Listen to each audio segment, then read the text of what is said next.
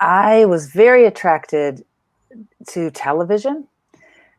Pretty early on, I wrote away for autographs, and really wanted to. I think I was very inspired by. I knew that they were actors. Like I knew I wasn't writing to the character of, the bionic. Who did you write to? Oh, Lindsay Wagner. Oh my. Let's see. The whole cast of Eight is Enough. Ah! I have Captain Kangaroo's autograph. What? Who played Batman? Not Adam Burt- West. I have Adam- Adam West's autograph. Michael Landon. I was a big fan of Michael Landon pre Little House on the Prairie Bonanza. because I wanted to be a cowgirl. I wanted to be a cowboy. It didn't really matter because younger, you're not genderifying everything, right? Right.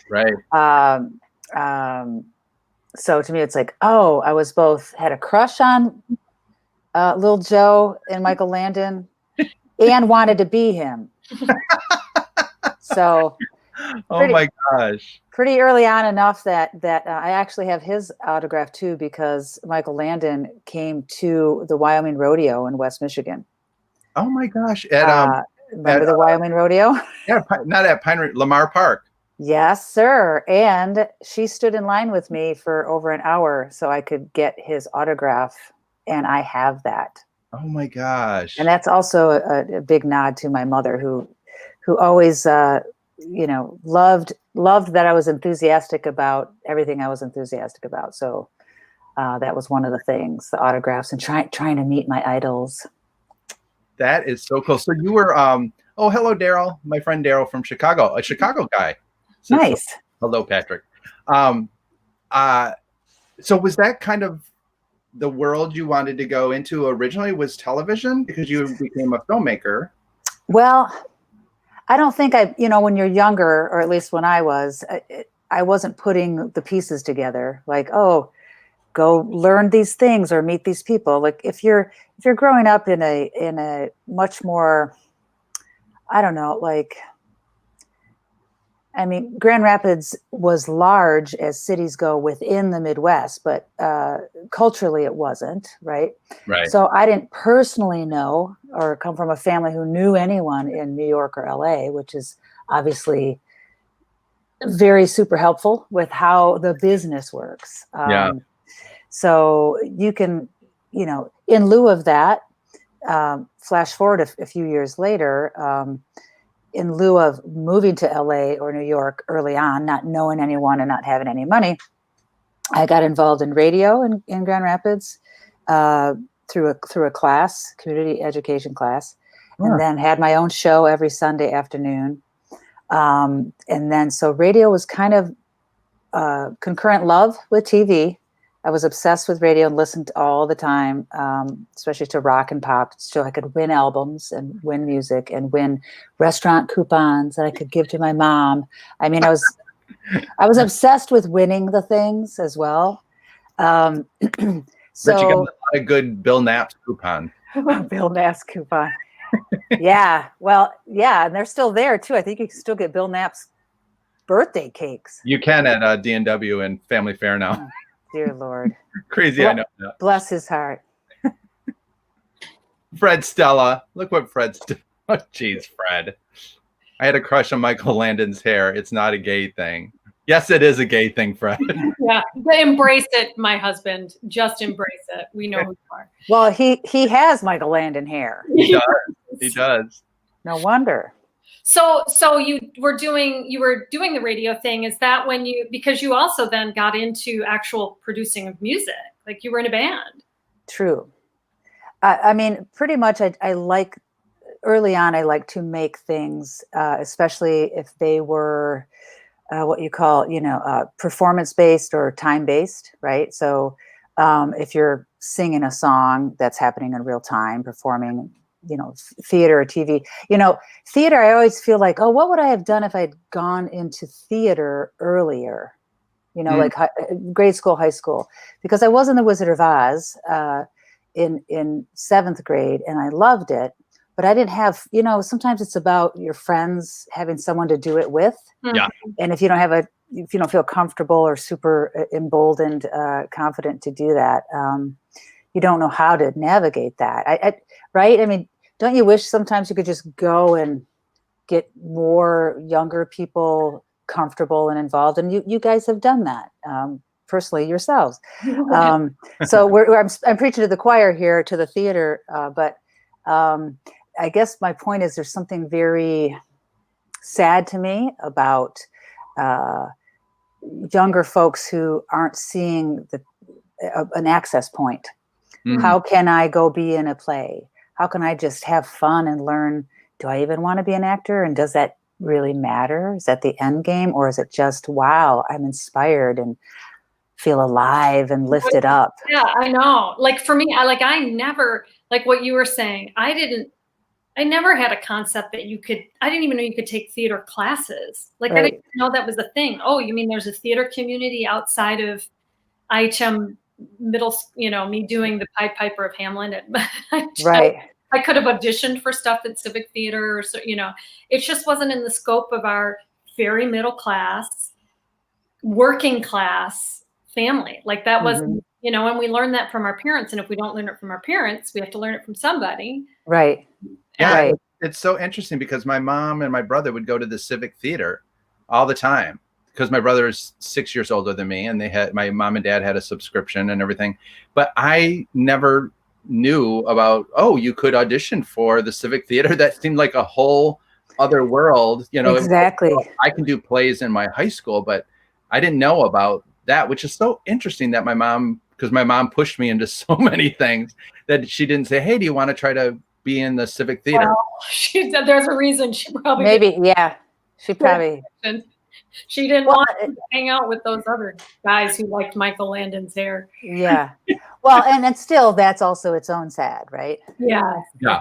Well, and it's interesting because I did play a lot of sports. So it was like I did sports and I liked it and also was able to do the play. So you couldn't really do both. And so maybe because she liked me playing sports so much, she wouldn't tell me about the theater. Uh-huh. I'm seeing a pattern there. Yeah. Right? Yeah. So go ahead. I was just going to say, so you did music for a time. So when did you start? Because it's interesting because when I read your bio, I know that you're a filmmaker and she does this, she's a filmmaker, and you're an educator as well, but you also, you're a writer. Are you anything first? Are you a writer first? Are you a...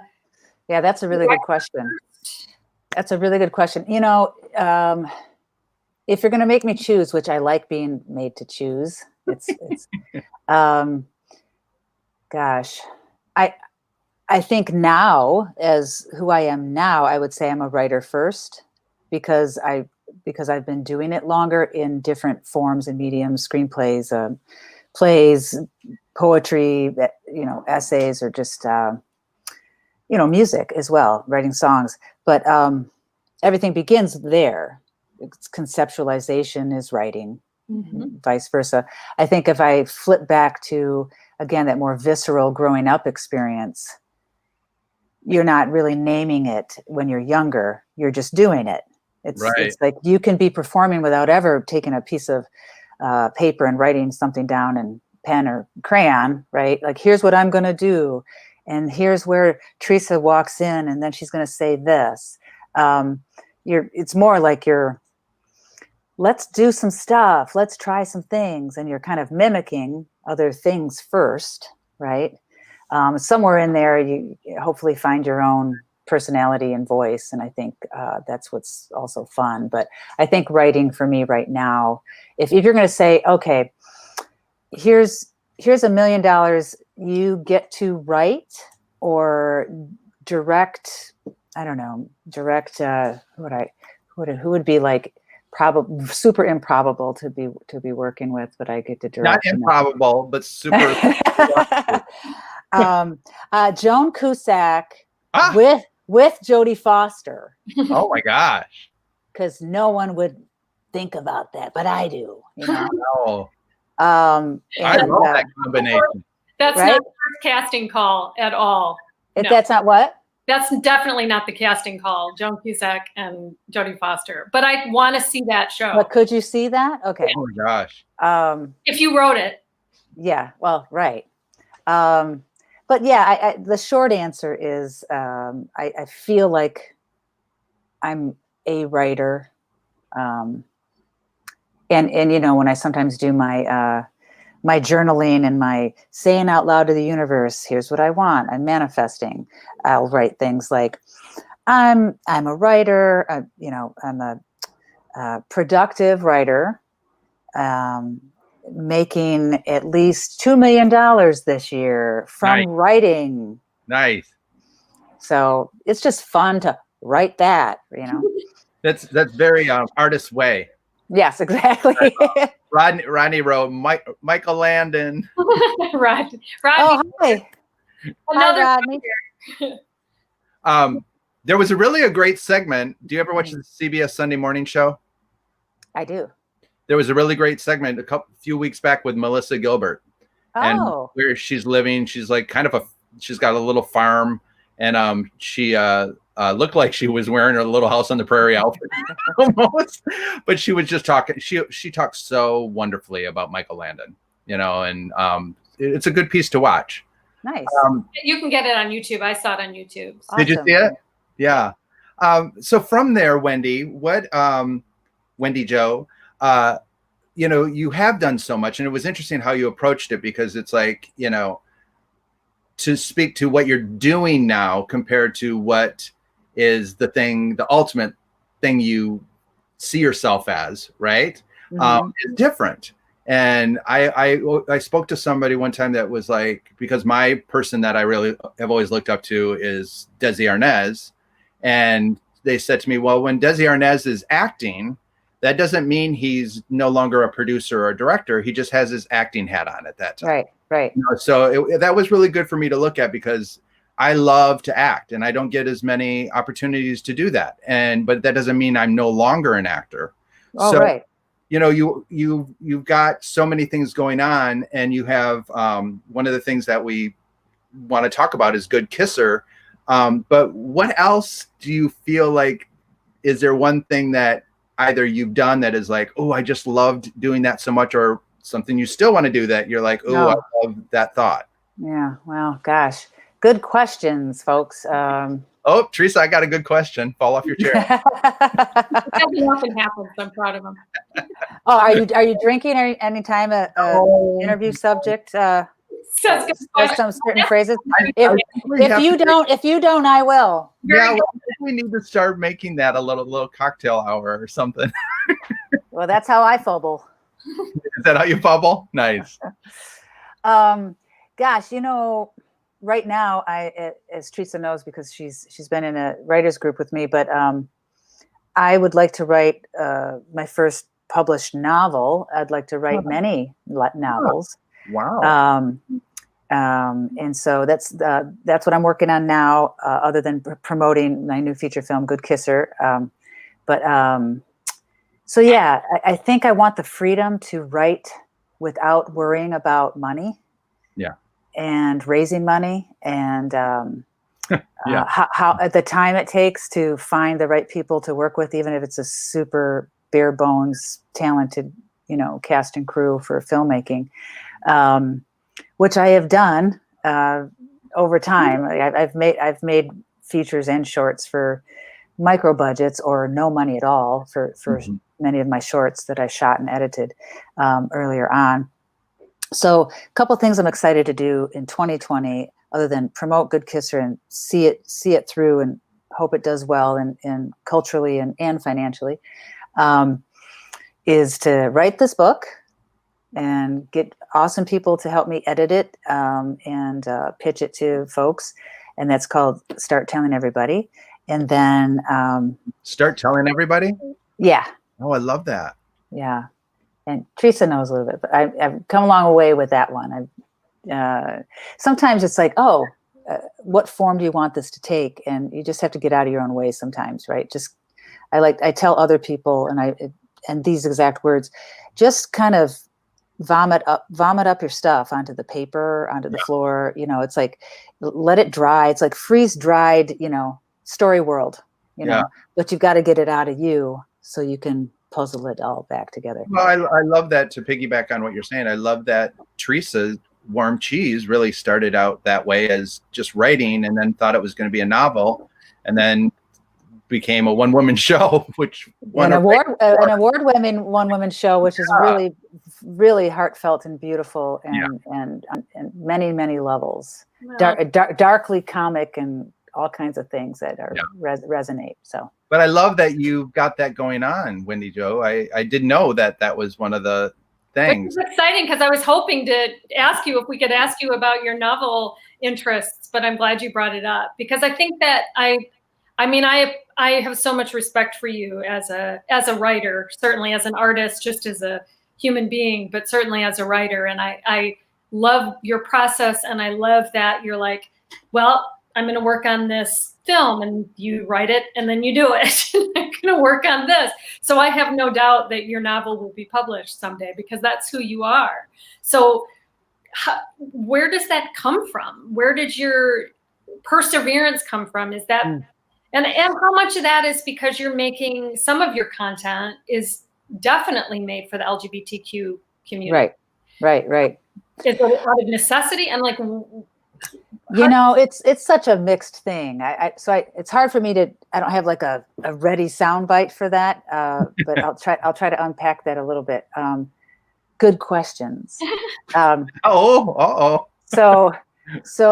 you know, I was writing music before I, quote unquote, came out, you know, in my own personal life as being not heteronormative, right? In a more official way, meaning having relationships and sleeping with women, and breaking up with my boyfriend, who was awesome, the one I really, really liked. But, you know, going through that at that time, so I was already writing stories, and I was already, you know, writing at 6 years old for people's autographs. So it wasn't about gender or sexual identity, but as I grew up and came out, but also my lived life, I'm a person who's pretty driven by a mantra of just watch me, you know, watch me, and part of it is not just watch me, but I feel motivated to tell stories that I'm not seeing being told, that I do have skin in the game around, right? So being queer is that for sure. And I also use the term queer to me also is like my upbringing, which is poor white working class in a working class neighborhood, white and largely Polish, Irish, and Hispanic. And we all had that in common in that neighborhood. And, you know, there's a lot of alcoholism in my neighborhood and within my family. And there was gender role reversal with my mother and father, because my dad was a disabled veteran who had drug and alcohol problems. So she worked all the time as a nurse for 30 years. So I grew up keenly aware of this background conversation of people being placed and within status and what should be's and stuff. It wasn't something discussed literally ever in my family, but you pick it up as kids always do, right? Or, you know, whatever culture you're in. So, so for me, there was always this sense of, my dad can't keep a job. My dad isn't the one working. You know, my mom is. But there are a lot of families in our neighborhood, there wasn't even a father figure in the home. So it was like this strange thing. It's like, well, at least I have my dad in the house. And I don't mean that in a snotty way. It's it's a background kind of like, okay, this is unstable, and some of these things are very unhealthy and untenable. You say later with adult words that you can't ever figure out how to articulate when you're 8 and 10. which is why we write later now when try to get those experiences right on paper, so other folks don't feel as alone, right? I think that's what motivates me, is the longer answer for why do I persevere. Well, and it's also one of those things, kind of write what you know a little bit, and pulling from some of those life, sources, if you will. Am I right on this? Didn't your movie premiere at Grauman's? In LA, yeah. Good Kisser? Yeah. In LA, yeah. Yeah, that's you. I love that happened. We don't have much time left, but what was that experience like? Well, it sounds, I don't want to take the wind out of your Grauman sails, because it sounds way fancier than the event was. The event was awesome. Festival, right? Yeah, it was part of Outfest Film Festival, which is a fantastically run, right. But it was popular. Correct. Enough said. Yeah. Don't diminish it.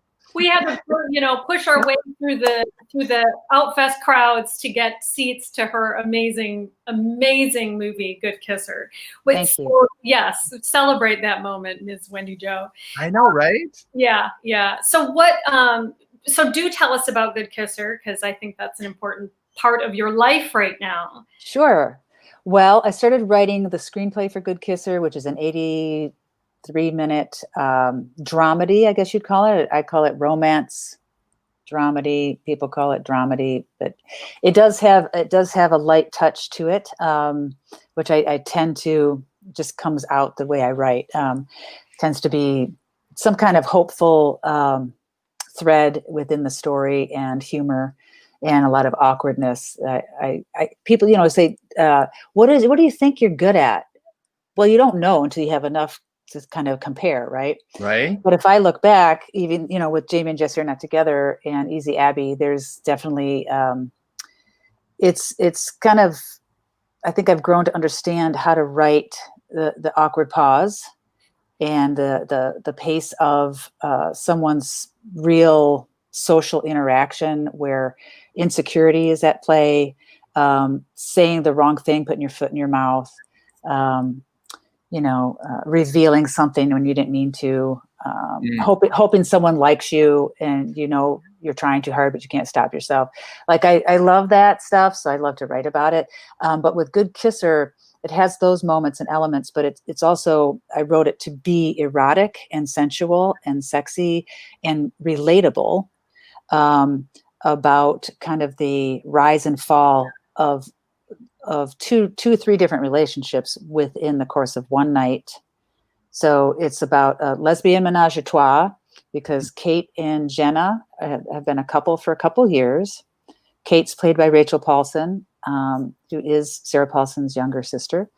And Jenna is played by Carrie Allison Hodge. And so they play a couple, and Jenna's agreed to have maybe a one-night stand, for the first time with a third woman, to have a quote unquote, love triangle, 3-way, whatever you want to call it. She's open to it, but it's not her idea. It's more Kate's idea. So this is where we meet them. They're getting into their Lyft ride to go over to Mia's house. And so the rest of the film takes place where Mia is hosting them. And again, it's a little bit of a musical chairs, the way I wrote. I love writing 3s. I love triangles, especially. Nice. But even if romance or sexual situations aren't involved, I like writing 3, because it just really, you have a lot more to work with in terms of power balances, power imbalances, and shifting desires and stuff like that. So that's what Good Kisser's about. And where can people see Good Kisser? Well, I'm so glad you asked. Good Kisser came out almost 2 months ago on Amazon Prime and what's the other one? Apple TV. Apple TV. So that's all the links that we have in here, right? Yes, Apple TV, Amazon Prime, Fandango, and Google Play. Google Play. And what's super, super exciting I can share with you right now is that on August 20th, since it's August now, August 20th, Good Kisser is going to be on Netflix. Oh my gosh. Yes. August 20th. So it's a first for me in my work. That is a huge accomplishment. But now where's Jamie and Jesse not together? Because you can still see that, can't you? I have to get that back up and out. Okay, Jamie and Jesse, okay. yeah, it's weird because it was on Amazon Prime and did really well. That's what I thought. Yeah. Yeah, and the problem is Amazon.